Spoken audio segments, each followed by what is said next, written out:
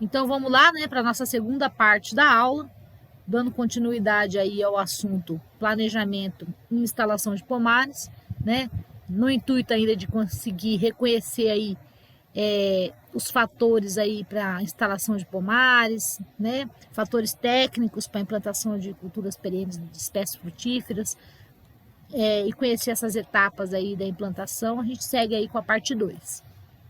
Bom, o quarto fator importante no planejamento de um pomar, então, é o manejo, né? As práticas culturais, o manejo, a condução desse pomar. Então, vai ser necessário irrigar? Vai ser necessário fazer a adubação? Qual é a poda? Como que eu vou fazer a nutrição do meu pomar? Como que eu vou adubar? Vai ser necessário realizar poda? Eu vou precisar usar os fitorreguladores, né? Para quebra de dormência ou para emissão floral, por exemplo, né? Vai ter que ser necessário algum trato, alguma prática, algum manejo para colheita e pós-colheita, né? Então aqui ao lado a gente tem algumas imagens, né? De irrigação por alto propelido aqui embaixo.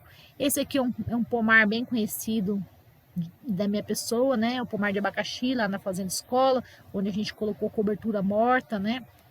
Para diversos fatores, controle da umidade, controle de plantas infestantes, né? Aqui, um rapaz aí ou uma moça fazendo poda, né? Então, esses são fatores que eu preciso pensar agora nesse momento. Então, eu vou precisar fazer o preparo da área. Se eu for pensar em nutrição e adubação, eu preciso preparar a área onde eu vou implantar o meu pomar, né? E eu preciso preparar de maneira correta. E as práticas agrícolas aí que mais se destacam, né? Análise de solo. Eu preciso fazer a adubação para mim prover a nutrição da minha planta, né? Com base na análise de solo. A correção do pH, né? Desse solo com base nessa análise. Fazer todo o preparo do solo e aí efetivar a adubação de plantio, correto? Bom, a análise de solo ela é feita antes de eu preparar a área. Então, eu coleto o solo, coleto as amostras para a realização da análise, né? E com a análise em mão, eu interpreto e faço a recomendação de calagem. Geralmente, o pH onde a gente implanta um pomar fica na faixa entre 6 e 6,5, né? Vai depender muito da frutífera que eu vou desejar cultivar. As amostras de solos, né, em pomares ocorrem da seguinte maneira, né? A gente tem que olhar aí o material de origem desse solo, os processos desse solo, né, de intemperização desse solo, e aí proceder à amostra, né, de maneira que a gente consiga ter uma grande representatividade da fertilidade desse solo, né, dos atributos físicos desse solo. Então eu preciso coletar solo em mais de um ponto na área, né, porque a gente sabe que são muito heterogêneos os nossos solos. Bom, em condições aí de cultivo convencional, normalmente a gente utiliza, na época de implantação, a coleta de solo, né, as amostras de solo, um total aí de 15 a 20 subamostras, né? Então, eu tenho uma regra, né? Quando os solos são até 10 hectares, né? Quando a área, o terreno é até 10 hectares, né?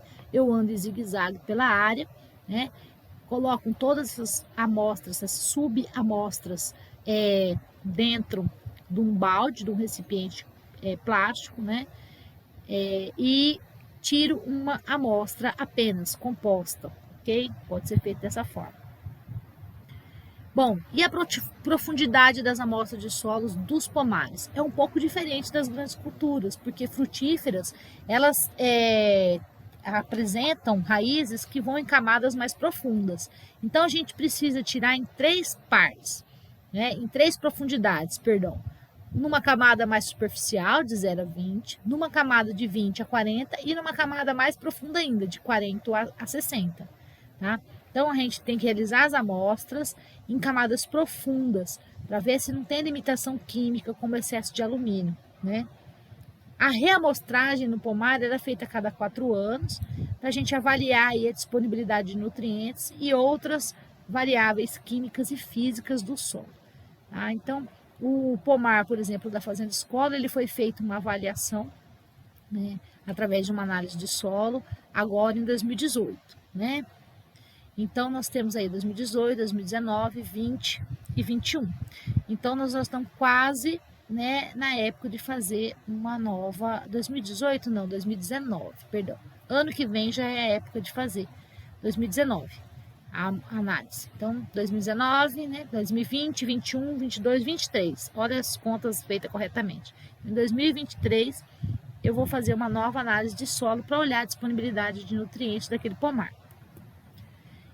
Feito a análise, a amostra, levou para o laboratório, com análise em mão eu vou fazer a correção do solo. Então, em um plantio comercial, né, para que tenha uma boa produção, o nível adequado da fertilidade do solo, né, ele tem que estar adequado, tem que ter disponibilidade de água, ar, né, e de mais os outros 3 nutrientes, todos essenciais aí para o desenvolvimento vegetativo e posteriormente para a frutificação. Então, a importância da correção do pH está altamente ligada à disponibilidade de nutrientes. Eu sei que vocês sabem, quando o solo está abaixo de 5,5 de pH, eles têm um alto teor de alumínio, né? E aí, esse tem a sua disponibilidade aumentada. Então, quanto maior o teor de alumínio, né? O mesmo, ele é absorvido em detrimento aí do cálcio, magnésio e potássio. Então, a gente tem que observar esse tipo de coisa. Então, a gente tem uma figura aqui que mostra a faixa de pH, onde os nutrientes vão ficar mais ou menos disponíveis para raízes da planta. Então, é nessa faixa de 5,5 a 6,5. Então, a gente consegue avaliar que a faixa mais adequada de pH, em que todos os nutrientes vão estar disponíveis para a planta, é em torno disso, né? Em torno de 6, 6,5, onde eu tenho as maiores disponibilidades de fósforo, de nitrogênio, molibdênio e cloro, né? É onde cai o ferro e o manganês, né? E aí eu tenho disponibilidade de nutrientes para a planta. Bom, a quantidade de corretivo, ela é estipulada e recomendada com base na análise de solo, tá? Então, quando as necessidades de calcário passar de 5 toneladas, a aplicação tem que ser parcelada. A gente aplica primeiro 2,5 toneladas, incorpora e depois, em seguida, aplica-se o restante e faz novamente a incorporação do calcário, ok? A época de aplicação, geralmente 3 meses antes do plantio, tá? Essa antecedência é necessária, porque o pH vai atingir um valor máximo, né? Em aproximadamente 3 a 12 meses após a aplicação. Então, as mudas vão ter, a hora de ir a campo, boas condições, né? Nutrientes necessários para se desenvolver. Após espalhado o corretivo, tem que ser incorporado aí na camada de 0 a 20 centímetros. O ideal seria incorporar em camadas até 60 centímetros mais profundas, porque as frutíferas, né, elas têm essa necessidade, mas tem dificuldade tremenda do agricultor encontrar equipamento para essa homogeneização, né, para camadas mais profundas. Uma outra questão, né, é o uso do gesso agrícola e do subsolador, que tem auxiliado aí na incorporação profunda de nutrientes. A época de aplicação, né, ou aplicação de calcário é uma prática bem importante, porque plantas de porte arbóreo, como o caso das frutíferas, têm um sistema radicular profundo e as raízes, essas raízes profundas, pivotantes, elas que vão lá atrás de absorver 80% dos nutrientes disponíveis lá na solução do solo, né? Então, essas amostras aí, essa solução de solo localizada na profundidade de até 60 centímetros, é interessante ser conhecida e está bem adequada. O preparo do solo em si, né, ele é feito com antecedência de 60 a 90 dias em uma profundidade aí de até 60 centímetros. Solos muito argilosos precisam ser subsolados e realizada uma gradagem. O subsolador vai descompactar essas camadas de impedimento, né? Então, a gente não vai ter uma formação de um pomar com impedimento físico, né? Por solo compactado. Ao passar o subsolador de forma cruzada 2 vezes em 2 sentidos, a gente vai ter o deslocamento, né, em maior profundidade do calcário, então ele vai conseguir atingir camadas mais profundas, né? E também do fósforo. Esses dois são bem pouco móveis no perfil do solo, né? E acabam se deslocando 1 centímetro por ano. Então, fazer o uso dessa prática no preparo do solo é interessante. Outra técnica para a profundidade de raízes das frutíferas é a utilização do gesso, né? Principalmente em pomares já formados, a gente consegue fornecer cálcio, enxofre, né? Faz com que eles desçam no perfil do solo para camadas mais profundas e assim consiga tirar aí o alumínio, né? Controlar o impedimento químico causado por esse nutriente. Por esse elemento, que é o alumínio. Bom, dentro das práticas de conservação do solo, né, no momento aí que a gente for fazer a implantação das frutíferas, a gente pode observar também, né, que práticas de conservação do solo e água, né, a gente pode plantar em nível, se o terreno for ondulado ou levemente ondulado. A gente pode manter o solo coberto com palhada, que é o caso do exemplo do abacaxi, né, que eu mostrei que acontece lá na fazenda escola, né? Ou no momento do plantio das mudas eu posso fazer o solo cobertura com palhada, né? Logo após o plantio da muda. Eu posso usar plantas, né, de cobertura do solo como aveia, ervilhaca, nabo forrageiro, feijão de porco, mucuna, guandu, crotalárias, como cobertura, como adubação verde, né? Adubação de plantio. Né? Na adubação de plantio, eu geralmente recomendo a aplicação de fertilizantes fosfatados e potássicos, né, a lanço na área total, nessa camada mais superficial, né, de 0 a 20. Então, adubos fosfatados e fosfatos solúveis, eles vão apresentar maior solubilidade em água. É o caso do super simples, do super triplo, do MAP, do DAP. Então, na adubação de plantio, na hora que eu preparei a área, recomenda-se fazer a lanço e incorporar nessa camada mais superficial, que é onde a gente vai estar colocando a nossa muda, né? Então, nesses quadros aí que eu vou mostrar agora, a gente vai ter uma série de fertilizantes fosfatados e seus teores de nutrientes e outros elementos agregados aí aos fertilizantes, né? Ficou meio cortado ali, peço desculpas, né? Mas enfim, talvez até vocês já conheçam, né, a quantidade de cada elemento agregado ao fertilizante de diferentes fertilizantes aí disponíveis no mercado. Mas eu trouxe, que nunca é demais, né? Às vezes a gente esquece, não sabe onde está essas informações, né? Quanto que eu estou fornecendo de P2O5 no super simples, quanto que eu estou fornecendo aí de P2O5 no super triplo, né? No MAP, no DAP, né? Um fosfato natural, quanto ele tem, né, em P2O5, termos fosfatos, né? O que eles apresentam de nutrientes, né? Fosfato natural e assim por diante. A mesma coisa, né? Em outros tipos de fosfato, como fosfato natural reativo, escória de tomas, que eu nunca nem vi aqui comercializando nas lojas, nossa, mas eles existem, né? O iorim é um termofosfato que eu gosto bastante, né? Ele vem agregado, elementos agregados junto com ele, além do P2O5, né? Ele vem cálcio, magnésio, enxofre, boro, cobre, manganês, silício, zinco. Para culturas perenes eu acho bem interessante, porque a gente consegue introduzir via solo, né? Micronutrientes essenciais a um bom desenvolvimento da planta, da muda, até a formação de frutos e tudo mais. Eu gosto muito desse Iorim Master, né? Eu acho ele o mais completo. Então, é um produto aí disponível no mercado, não querendo fazer propaganda, mas já fazendo, né? A gente tem aí um adubo fosfatado de qualidade, né? É um termofosfato e ele é bem interessante, né? Porque ele vai sendo disponibilizado para a planta aos poucos. Eu já disse isso na minha aula de olericultura, mas eu torno a repetir. Quando o ácido, né, da ponta das raízes, né, ele vai ao encontro do mineral, né, do iorim, né, do fertilizante.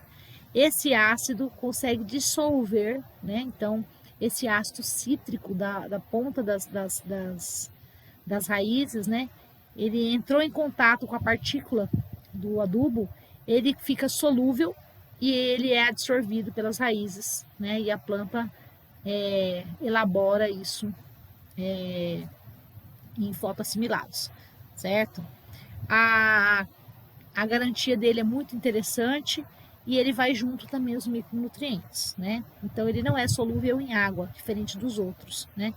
Então, a hora que as raízes forem encontrando as partículas do adubo, eles vão se alimentando. No mercado a gente tem também os seguintes fertilizantes potássicos, né? O cloreto de potássio, mais conhecido, mas tem também o sulfato de potássio, nitrato de potássio, sulfato de potássio e magnésio. Tem o Ecosil, né? Que também é um outro produto que fornece potássio, né? Ele tem 8% de potássio, ele tem uma quantidade pequena, né? Na sua formulação, mas ele também traz o silício, né? E isso é bem bacana, né? Ele também é à base de rocha e faz esse mesmo processo que acontece com o iorim. Ele vai sendo disponibilizado conforme o ácido cítrico das pontas das raízes vão encontrando o produto. Bom, feita a adubação, eu vou ter que incorporar a adubação. E quando possível, a gente tem que incorporar na maior profundidade, para aumentar as doses, né, proporcionalmente às camadas adubadas, né, com base na análise de solo e na profundidade de incorporação. O super triplo e o super simples são os mais usados por conta do custo, que são menores. Em produção orgânica ou em produção que está em transição, né, de convencional para orgânico, é utilizado muito fosfato natural, né, que tem uma liberação mais lenta, como eu disse, mas é mais duradoura, né, porque ele não é solúvel em água, ele não é móvel, então ele não lixivia, ele não vai embora, fica lá até encontrar ao encontro da raiz, né. Mas tem muita gente que faz produção convencional e tem utilizado aí esse produto. Os fertilizantes potássicos, né, eles devem ser incorporados ao solo logo após a aplicação. Além do calcário, o fósforo, o potássio, o gesso, né, está sendo bastante utilizado e sendo aplicado aí na preparação da área. Bom, a implantação do pomar propriamente dita, né, é essa atividade importante, com vários detalhes que precisam ser observados e planejados. Então, os principais itens entre época de plantio, demarcação, preparo de cova, preparo e plantio da muda, né, até a construção de uma taça para irrigação e tutoramento da planta, são questões que a gente precisa observar e planejar com cuidado. A época de plantio mais adequada para o plantio de mudas, né, de raiz nua, é de setembro a outubro, né? Já as mudas comercializadas em embalagem plástica já pode ser implantada durante o ano todo, desde que a gente faça irrigação no período da seca. Ao adquirir uma muda, é importante fazer em julho e agosto, né? Porque é possível escolher as melhores mudas. E a aquisição feita tardia de mudas vai comprar mudas de menor qualidade, né? Isso não é bacana. Bom, feito isso, a gente vai precisar fazer a demarcação das covas. Já escolhi o espaçamento, já escolhi a frutífera, já escolhi o alinhamento. Tenho mudas de qualidade, vou demarcar minhas covas. Então é importante, no cultivo de frutíferas, dar preferência para preparar a área toda de maneira homogênea, utilizando geralmente esterco, né, adubo orgânico, ou adubo fosfatado de potássico, né, calcário e gesso agrícola. Então prepara a área de maneira homogênea. Caso não seja possível preparar a área de maneira homogênea, né, preparar a área inteira, eu posso preparar faixas de cultivo, faixas de 2 a 3 metros, né? Ou, em último caso, eu posso implantar frutíferas com preparo de solo somente nas covas. O preparo de solo somente nas covas limita o desenvolvimento da cultura, né? Porque as raízes saem da zona da cova e não vão encontrar o solo corrigido, né, para elas se desenvolver adequadamente. Mas, entre o bom e o ótimo, faça o que é possível, né? Então, a marcação do local onde vão ser abertas as covas precisa ser feita com estaca de bambu, taquara ou madeira, ou seja, precisa estar sendo demarcado, né? Para que obedeça o alinhamento e o espaçamento adequado que você planejou anteriormente. Então, se eu preparei a área inteira, sem problema, mas eu posso também preparar diretamente as covas, tá? E o preparo das covas, ele é feito preferencialmente nos dias de chuva ou nublado, né? Porque aí as covas vão ser abertas manualmente ou com trado acoplado no trator. que é o caso que tem lá na fazenda escola, né? Tem um trado que vai acoplado ao trator e cava facilmente. É necessária aí a abertura de covas de 40 por 40 por 40, né? E, se possível, fazer a separação entre o solo superficial e do solo das camadas mais profundas, né? Isso já é um pouco mais dificultado quando o trado acoplado ao trator é utilizado, né? Então, a pessoa que vai manejar esse maquinário, né, não pode fazer uma cova muito profunda, né? Tem que ter cuidado. Então, a gente faz a abertura da cova de 40 por 40 por 40, geralmente pode ser até recomendado uma cova menor. O solo superficial, ele é separado, né, da camada mais profunda, né, da camada mais subsuperficial. E aí, né, esse solo é invertido. Como assim? Bom, no momento do plantio, né, essa camada mais superficial, proveniente aí das primeiros 40 centímetros, é utilizado, colocado no fundo da cova, né? E a camada superficial, né, ela pode ter um elevado banco de plantas daninhas que ficou lá no fundo, né? Então, isso acaba sendo eliminado. Em situações aí que o produtor não tenha feito a calagem na área total, ou que ele não fez a calagem na área em faixas, né, do cultivo em faixas, ele pode, nesse momento, estar incorporando o calcário junto com o solo, né, com o solo da camada mais superficial. E aí, durante o plantio, né, não recomenda-se utilizar o fertilizante químico. Geralmente, nesse momento, opta por um composto orgânico ou por um esterco bem curtido para misturar junto com o solo, junto com o calcário. Caso ele for utilizar esse adubo químico, né, em preferência de pequenas quantidades, de 200 até 300 gramas por cova, manter o solo úmido, evitando assim efeitos de salinização e morte das plantas por conta desse adubo, ok? Então, coloca-se o esterco, coloca-se o calcário na camada subsuperficial, né, e termina de preencher a cova. Então, faz a aplicação do calcário, né, no momento do plantio, né, faz a aplicação do composto orgânico, né, e aí coloca-se dentro da cova, ok? Bom, quando forem utilizadas mudas comercializadas em saco plástico, tem que ter cuidado com o enovelamento, como eu já tinha dito antes. Então, faz a remoção das raízes emaranhadas, né? Caso contrário, o crescimento e desenvolvimento da planta fica comprometido. Essa remoção das raízes se dá através de um corte na base da embalagem, né, que contém a muda. Esse corte fica mais ou menos distante a uns 5 centímetros do fundo da embalagem, né? Então, se corta com o auxílio de um facão o fundo da embalagem, né? E aí a parte enovelada é removida, né? E aí se realiza o plantio da muda. Após a remoção do fundo da embalagem, a remoção das raízes enoveladas, sem remover ainda o resto da embalagem, a muda pode ser acomodada lá no fundo da cova. E aí, em seguida, essa embalagem plástica pode ser removida puxando apenas para cima. Essa etapa é realizada para preencher a cova com solo. Então, retira, né, a embalagem plástica puxando para cima, né, e aí se preenche a camada superficial removida primeiro, né, no fundo, né, e depois coloca-se aquela camada subsuperficial que você preparou com calcário e esterco para preencher a cova. Então, ela é preenchida, né? É necessário puxar a muda um pouco para cima, para que o colo da planta fica na mesma altura que estava lá dentro da embalagem, né? Nunca enterrar demais e nunca deixar exposto demais.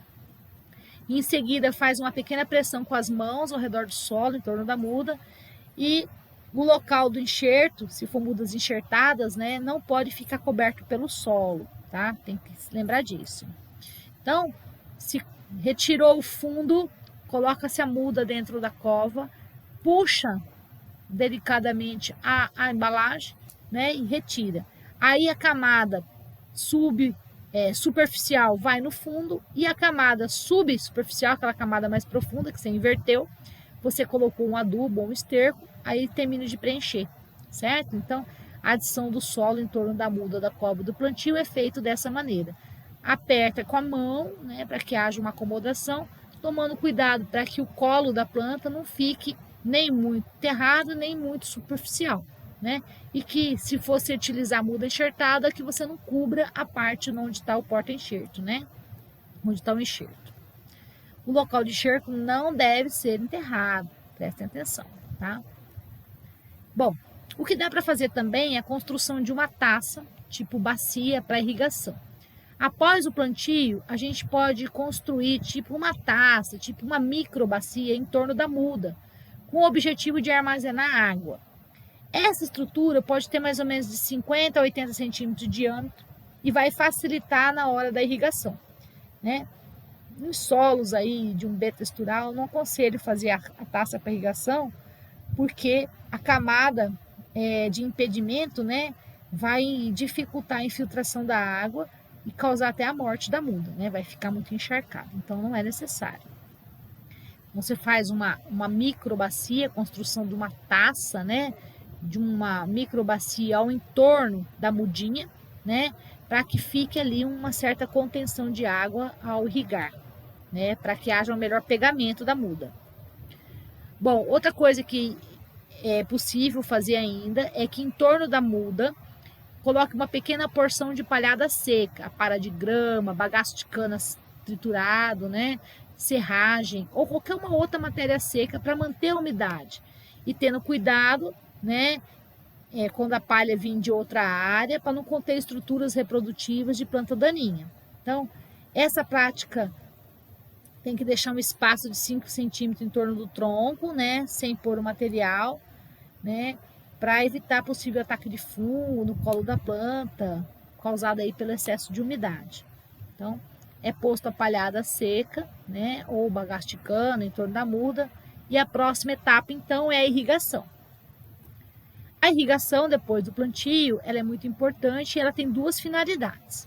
Uma delas é retirar o ar que ficou retido entre as partículas do solo no ato que você colocou a muda lá na cova, e o outro é fornecer água para que as raízes da planta consigam continuar sendo hidratadas, né, e fisiologicamente ativas, para que ela não sofra e tenha um bom pegamento.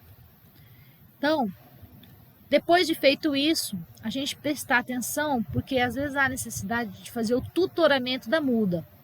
Após a irrigação, é possível já realizar o tutoramento da planta. O material que eu vou utilizar vai depender da disponibilidade existente dentro do sítio, dentro da propriedade rural, e sendo possível, né, eu posso utilizar taquara, bambu ou qualquer outra madeira.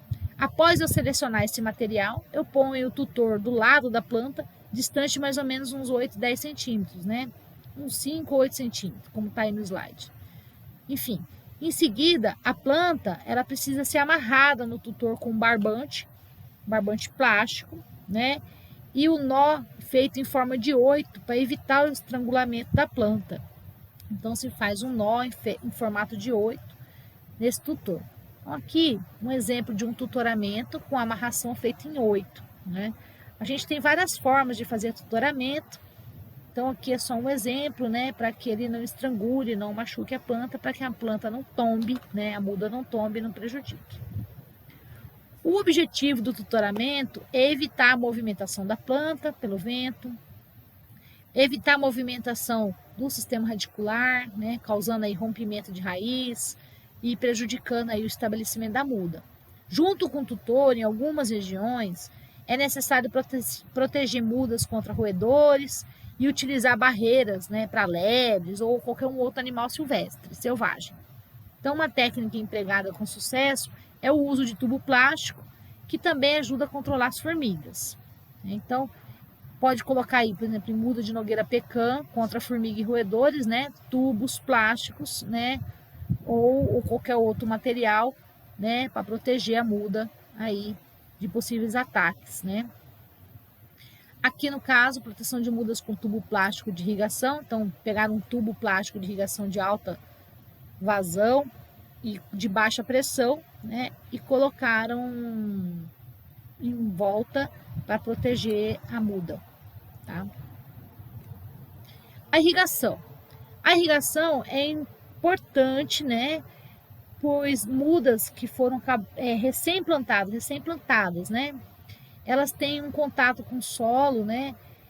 Maior, né? Principalmente seu sistema radicular. Então, se faltar água, se faltar chuva, é necessário fazer uma irrigação semanalmente. Carro com irrigação pipa no primeiro ano costuma reduzir custos, né, de instalação de pomares e permite um bom desenvolvimento da muda. Então pode ir passando com carro pipa, né, e molhando planta a planta, né, caso não tenha um sistema de irrigação permanente. Então essa é uma forma de reduzir custos, né, e uma forma eficiente de manejo e de irrigação no pomar. Outra forma de reduzir é adicionar no solo matéria orgânica, né, proveniente do processo de compostagem, porque a gente sabe que a matéria orgânica no solo aumenta a umidade do solo, aumenta o armazenamento de água, né, então fica facilmente disponível. E quando é incorporado, né, melhora condições aí, a matéria orgânica depois de incorporada, ela melhora condições químicas, biológicas do solo por vários anos, tá? Então, aqui mudas que foram instaladas em sistema de taça, né, de microbacias, sendo irrigadas com um trator com pipa. Outros métodos de irrigação que podem ser utilizados é a irrigação por gotejamento. Ela distribui a água junto do pé da planta, é indicado para frutíferas, né, geralmente em linha, né, para facilitar aí a instalação da fita gotejadora. Frutíferas aí que tem maior tamanho é indicado aí 2 linhas de gotejamento por linhas de frutas, tá? Então, citros, por exemplo, é uma delas. Então, outra questão do gotejamento é que ele permite a fértil irrigação. Então, pode ser usado fita gotejadora ou com botão gotejador, tá? A irrigação por gotejamento, né, pode ser também feita com mangueira rígida, de alta durabilidade, né? Esse gotejamento pode ser enterrado, subsuperficial ou superficial. Só que quando ele é enterrado, né, ele tem uma maior eficiência da água, mas ele tem que ter cuidado porque tem que aplicar pelo menos uma vez por ano o herbicida para evitar o entupimento dos gotejadores pela raiz das plantas. Então é meio complicado. Outros métodos de irrigação também são utilizados, como de microaspersão, né? O de gotejamento, assim como o de gotejamento, o microaspersão faz aquela irrigação mais localizada, né? Então a microaspersão trabalha com vazões maiores, né? Irriga mais áreas. Se adaptou bem às frutíferas, né? Conforme a planta for crescendo, pode aumentar a área molhada. Então, dá para fazer aí microaspersão, né? Em videiras, por exemplo. Uma coisa a ser observada em irrigação com microaspersão e em sistemas de gotejamento é o uso de filtros, né? E a limpeza constante desses filtros, né? Para evitar entupimento. Existem outros métodos de irrigação, que é o método de sulcos e taças, né? Por sulcos, a vantagem é que não necessita bombear água, não exige pressão de tubulação, nada disso. O produtor constrói um açude, né, localizado na parte mais alta da propriedade, e aí, através de sulcos adaptados, ele amplia a sua zona molhada, né? Esses custos são menores que os sistemas de irrigação localizado. Porém, né, podem ter algumas certas dificuldades. Então, aqui, uma irrigação por sulcos com taça auxiliar, né? Então, através do sulco, a água chega e acumula na taça. Ou irrigação por sulco utilizando sifões, também dá. Irrigação por aspersão, né? A irrigação por aspersão, ela fornece água às plantas de forma semelhante à chuva. Tem uma exigência maior de pressão de serviço e é sensível ao vento. Os sistemas aí mais utilizados é a aspersão convencional ou o autopropelido. Em ambos os casos, os aspersores são postos em tubos de elevação, tá? Então, aqui uma irrigação por autopropelido, só para título de conhecimento. A fértil irrigação. As frutíferas, né, quando elas são recém-plantadas, elas têm bastante necessidade de nutriente próximo à planta, porque o sistema radicular dela ainda é pouco desenvolvido. Então, os sistemas de gotejamento e de microaspersão são os melhores sistemas de irrigação que permitem e a favorecem, né, e se adaptam melhor à fértil irrigação. Então, nutrientes vão conseguindo ser fornecidos várias vezes, melhorando aí o crescimento da muda e o aproveitamento dos nutrientes, né? Drenagem. Outra preocupação, né, em preparo do solo é a drenagem. O excesso de umidade acaba dificultando e provocando o apodrecimento de raízes, né? Dificultando o crescimento e provocando o apodrecimento de raízes. Então, é preciso evitar o plantio em áreas baixas, ou quando a gente só dispõe dessas áreas para fazer a implantação do pomar, tem que ser realizada a drenagem, né? Então, a drenagem ela pode ser feita com bambus, né? Então, se faz os canais de drenagem, coloca-se os bambus, por exemplo, para evitar o encharcamento. O estabelecimento de pomares em solos compactados ou pouco profundos, né, vão promover um desenvolvimento insatisfatório. Então, os solos precisam estar bem drenados, com um teor bom de matéria orgânica, para que tenha um bom desenvolvimento naquela sua frutífera. Solos mal drenados, as plantas podem morrer, apresentam pouca produção comercial, cerca de 2 a 10 quilos por planta, como exemplo de laranjeira. Imagina, um pé de laranja produzindo de 2 a 10 quilos. Então, inviabiliza o cultivo por conta de encharcamento. Então, em áreas com excessivas umidades, a gente tem que realizar a implantação de drenos para viabilizar o estabelecimento do pomar. O plantio em camalhões, como eu já havia dito, facilita a rápida drenagem do terreno e a gente tem que estar atento, porque o plantio em camalhões dificulta a entrada de máquinas no local. Então, essa é uma desvantagem do alinhamento em camalhões, né? Então, aqui plantio de citros estabelecido em uma área mal drenada, né, toda encharcada, não tem um bom desenvolvimento da planta, né? Então, os camalhões, eles são eficientes para drenar. É um alinhamento interessante, porém, dificulta a entrada de máquinas, não se esqueçam, né? O que eu tinha para falar hoje era isso. Espero que vocês tenham gostado. Qualquer dúvida aí eu estou à disposição.